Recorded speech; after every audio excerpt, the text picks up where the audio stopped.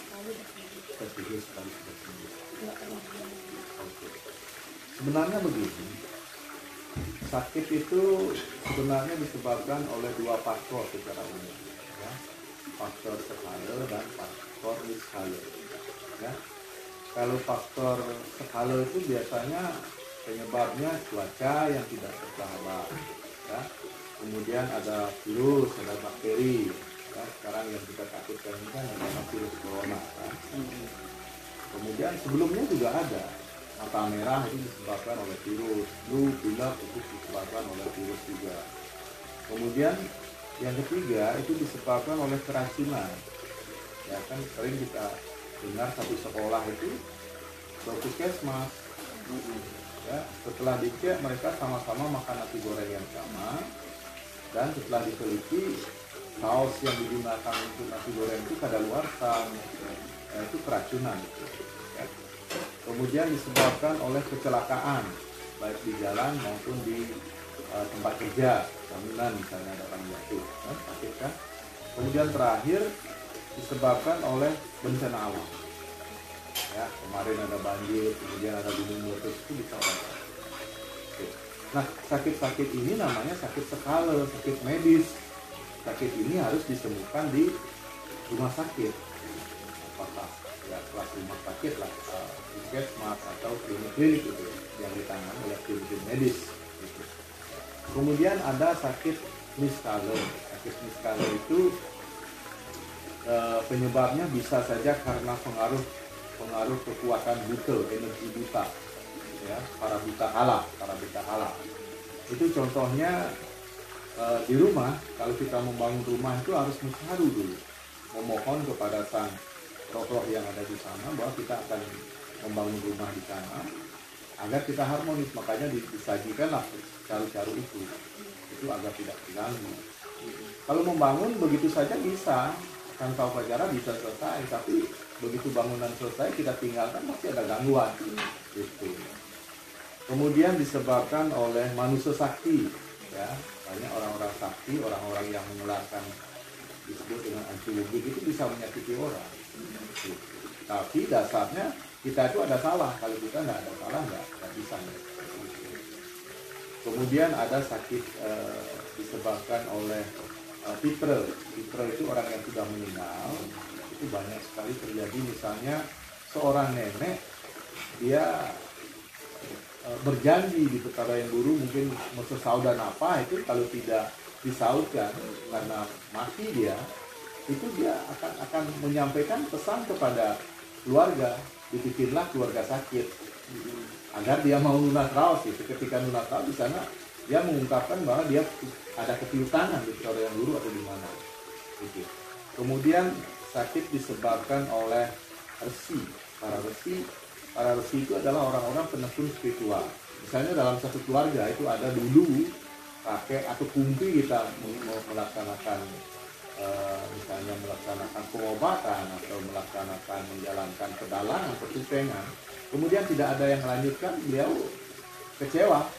Dibikinlah keluarga itu agak kacau, sehingga ada niat untuk bertanya ke orang-orang yang ngerti berhubungan dengan roh-roh itu. Ketika bertanya, beliau mengungkapkan siapa yang mau meneruskan ketamian itu bisa hidupnya sejahtera.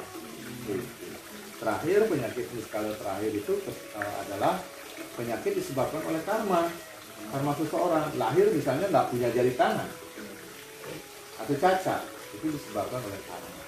Nah, ini kalau misalnya sakit magic itu disembuhkan oleh para balian. Kalau misalnya lupa mencaru, itu pemangku suruh menyelesaikan atau pedanda, ya. Kemudian kalau sakitnya kena para resi, ya menghidup ke. Kalau sakitnya kena karma, ya kita harus menerima dan kita berusaha untuk melakukan yang terbaik demi karma-karma kita terselesaikan. Artinya jelas sekali sakit medis itu disembuhkan oleh para tim medis, apakah itu perawat, apakah itu bidan, dokter, dan yang dokter-dokter itu. Kalau penyakit niskala itu disembuhkan oleh para penyembuh tradisional seperti Balian, Pemangku, Tapakan, Dukun. Nah, kita di sini yang kita kembangkan adalah satu penyakit yang belum banyak diketahui di masyarakat, namanya penyakit pikiran, dalam bahasa Balinya penyakit manah. Ya, sakit itu ada 3 sekarang, ada sakit medik, ada sakit medis, ada sakit manah. Sakit medik disembuhkan oleh penyembuh tradisional, sakit medis disembuhkan oleh penyembuh modern, dokter. Ya. Penyakit manah itu bisa disembuhkan di Ambara Ashram ini, dan cabang-cabangnya ada di Bali. Kita sudah punya ratusan cabang yang bisa membantu masyarakat yang terkena penyakit akibat pikiran. Nah, sekarang bagaimana ciri-ciri orang terkena penyakit pikiran? Orangnya biasanya emosinya itu agak tinggi, dia cepat marah, mudah tersinggung, sering khawatir, cemas, gelisah, takut tanpa sebab yang jelas, ragu-ragu dalam mengambil keputusan, ya, tidak percaya diri, ya, kemudian tiba-tiba bersedih sekali, rasanya hidup ini nggak ada artinya, bahkan bisa bunuh diri, ingin bunuh diri. Itu. Lebih baik saya mati daripada hidup. Pas lagi nggak sadar gitu. Iya. Nah, kemudian kalau ini berlanjut, biasanya tidurnya agak susah. Kalau tuh dia bisa tidur, cepat bangun. Orang sedikit aja ada orang bicara, dia bangun gitu. Nah, kalau ini terus menguasai, kalau Anda dikuasai ini, ya pertama yang diserang itu adalah mah. Ya. Mah muncul bukannya karena tidak teratur makan atau apa. Sebagian besar orang mah itu disebabkan kekhawatirannya tinggi. Khawatir artinya berpikir negatif ke masa depan. Nanti kalau begini dan terasa terjadi gitu, sehingga dia gelisah. Begitu gelisah itu asam lambung naik. Asam lambung naik ini akan menekan posisi jantung, sehingga jantung ini geraknya tidak bebas. Kadang-kadang dug cepat, kadang-kadang dug lambat. Ya, dia pikir dia sudah kena jantung. Aduh, gimana ini? Ya. Nanti kalau sakit jantung, katanya orang jantung itu mati. Nanti kalau saya mati gimana, punya anak 2 masih kecil-kecil. Kan takut jadinya mati kan. Tadi ingin mati, berpikir mati, takut mati. Gitu. Dengan kecemasan berlebihan lagi, detak jantung tidak teratur. Ketidakteraturan detak jantung ini akan mengganggu pernapasan. Terkadang kita ngang-ngang bernapas. Jalan sedikit, capek. Berpikir sedikit, capek. Itu. Tambah cemas lagi karena sudah pikir dirinya asma. Tambah khawatir, tambah cemas lagi, terganggu asam lambung lagi naik. Ya. Kemudian ini bisa turun ke perkemihan. Sering kencing, walau tidak banyak minum. Kadar gula naik, sehingga dikenal dengan kencing manis. Dia pikir dirinya kencing manis, tambah takut lagi karena dia dengar bahwa orang kencing manis itu kalau luka nggak tersembuhkan, bisa saja nanti kaki dipotong kalau luka, dan dia pikir nyata itu. Tambah cemas lagi, tambah khawatir lagi, naik ke saraf dan otak, ya, sakit kepala gitu, tidur, susah tidur, kadang-kadang ngambil pulpen aja gemetar gitu. Ini sudah ke saraf tuh. Gitu. Pusing terus, pusing. Sudah dikasih obat tetap juga pusing. Gitu. Nah, kemudian baru dia gini kena. Setiap persendian sakit. Ini bau sakit. Ya. Apa nih? Tulun sakit, bangkian sakit, entuk sakit, pegelangan kaki sakit, kecil gerijin limo sakit, gitu. Ya. Nah, kalau ini berlanjut, inilah yang melemahkan sistem kekebalan tubuh yang disebut dengan imun sistem. Kalau imun sistem lemah, virus masuk mudah masuk. Ya. Kemudian sel-sel ganas itu bermunculan, makanya ada kanker, ada tumor.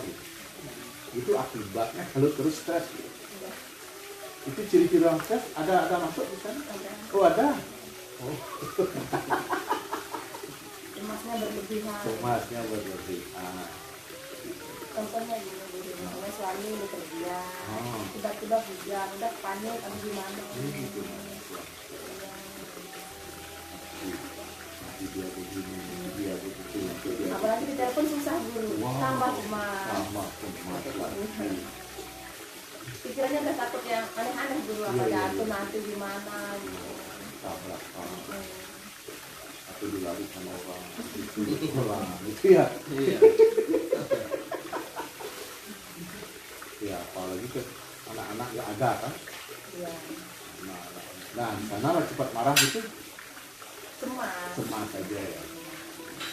Nanti sudah sampai di rumah marah-marah lagi. Kenapa nggak angkat telepon gitu ya? Enggak, kasihan kok ini gimana tadi hujan gimana. Emangnya suami masih kecil gitu nggak? Enggak kan sering ini kalau kita kan dagang, misalnya ambil barang kayak gitu. Oh, ambil barang. Nah hebatnya sakit-sakit yang tadi itu, yang namanya keluhan-keluhan tadi itu, misalnya mah keluhan jantung, keluhan hati, kalau dicek di lab itu nggak ada kelihatan apa-apa. Pernah nggak cek itu? Dokternya bilang apa? Normal. Dokter bilang normal, tapi yang sakit kita. Sakit, bingungnya di situ. Ini dokter apa ini?